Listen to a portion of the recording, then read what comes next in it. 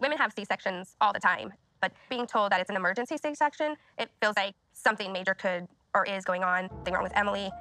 And then to see Nate just trying to get her through. To have one person in the surgical room with her, and I'll be going in there to...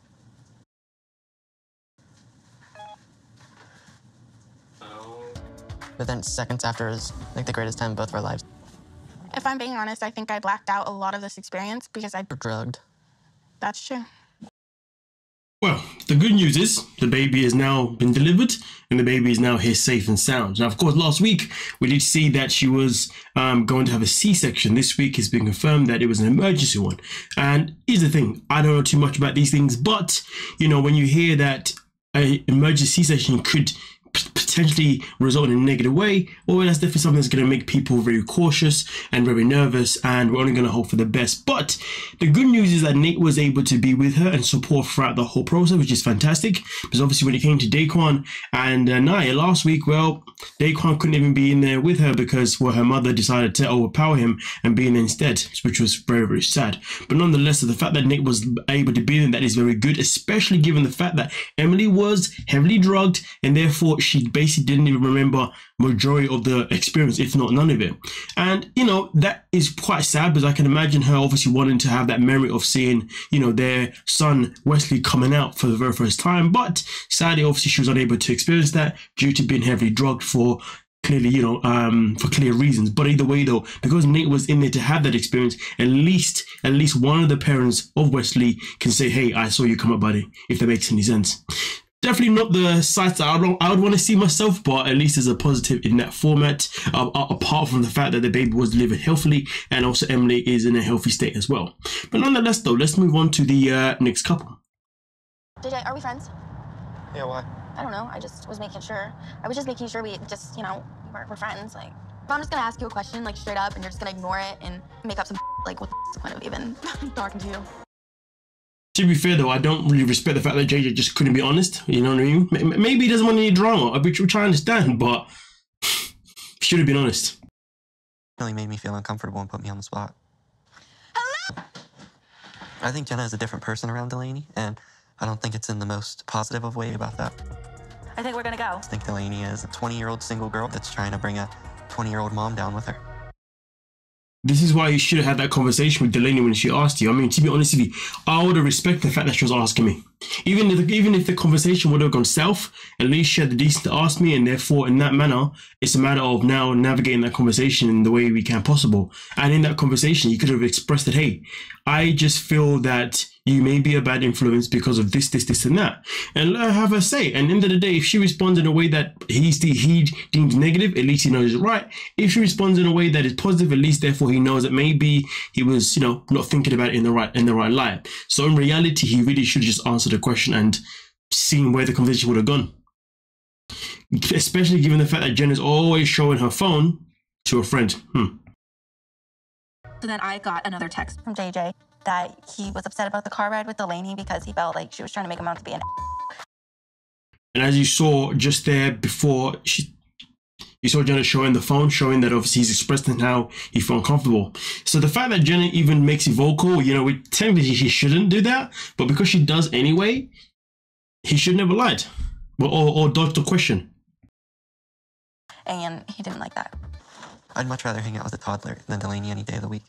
Much more mature. Me and Jenna have definitely talked about having a baby. I don't see any future with Jenna with how she acts around Delaney. Really hoping that Delaney coming down here isn't gonna spark that old Jenna up. Because I want to get wild. Don't get me wrong, he does make very, very good points. But again, these are points he should have addressed with Delaney when she asked him.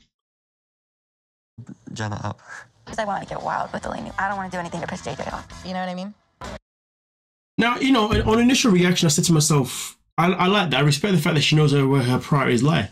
You know, to stick around with a guy that wants to be there, wants to help her, wants to support with her child, etc., etc. Rather than, you know, prioritize her friendship with a friend and getting wild and obviously upsetting him.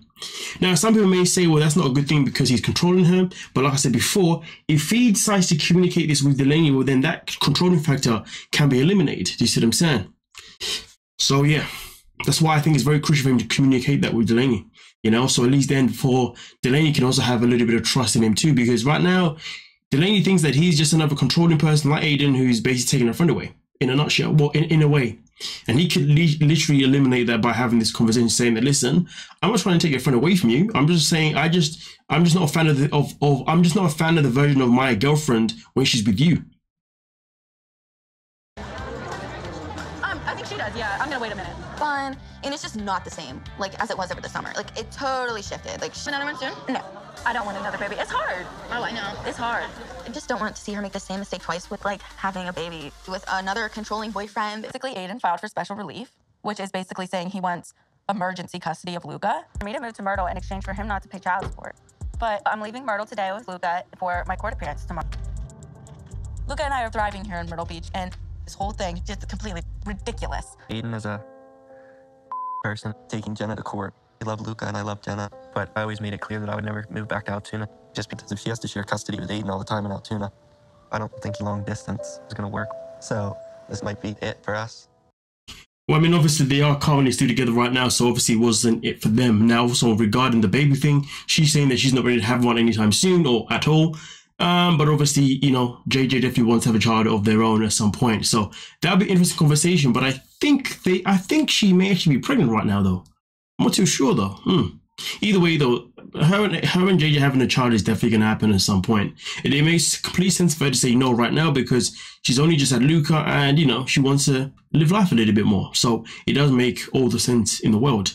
But nonetheless, though, either way, though, the best thing that could have happened in this situation would have been him being vocal with Delaney and hoping to come out with some sort of positive ending out of it, you know what I mean? But nonetheless, instead of that, he is going to continue thinking that Delaney is this, which he might be right, and Delaney is going to continue thinking that he is controlling, which she may be right. And that's the problem. There is a maybe. These maybes could have been eliminated if they had a conversation, and that's why I respect the fact that Delaney even tried to bring it up. If you dig what I'm saying. But nonetheless, though, let's move on to the last couple. We can get that process going Monday evening, hopefully making the push to have that baby Tuesday. Sounds good. Kaylee, because she has her induction date, and that's kind of what she wanted.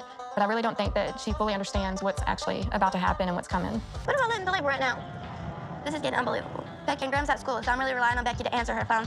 And, like, if this was a real emergency, then I would need her to answer. Your call has been forwarded. This is not bonita.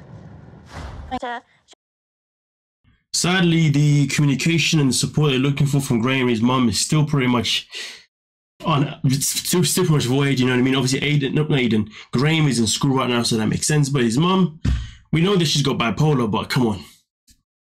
I don't know. The future's not looking bright. So that's all I can say when it comes to her raising the child with Graham and them even having help from Graham's mum. 13 is what it's like to actually have a newborn. It has to pee and it drinks and burps and... It's good practice for Kaylee, but she better brace herself because there's a big difference between a robo baby and a real baby.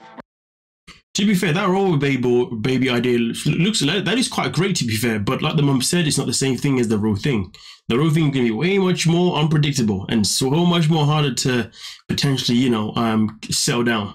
But either way, though, having that little robo baby, that is still a very good little beginning to give you a little teaser of what it could be like to a small degree, I can imagine, not to a massive degree, if you dig what I'm saying. But hey, I really hope that the thing with Graham and his mother can improve, because right now throughout the season it has been portrayed as if she's pretty much going to be a single mother. So hopefully that improves. But obviously on social media it has been shown they are still kind of together, and Kaylee is showing it as if they are still together and happy as well. So hopefully the narrative of what we see in the show isn't the reality of what's actually happening in their lives, and she is getting more support that she needs, or the baby needs, from Graham as well as his mom too, but mostly from Graham. But nonetheless, though, let me know your thoughts, let me know your opinions, and we can talk about it. Now, of course, I haven't spoken about Lily and Lawrence because there was really nothing to talk about this episode. It was literally about going for the wedding planning. Yeah, that was pretty much about it. And Lily just still kind of complaining about Lawrence not really being there, and her mom still trying to, you know, be an obstacle to the whole wedding thing. So yeah, and her dad being in the picture, that's about it. But nonetheless, though, let me know your thoughts and we can talk about it. Don't forget to like, subscribe, and of course, peace.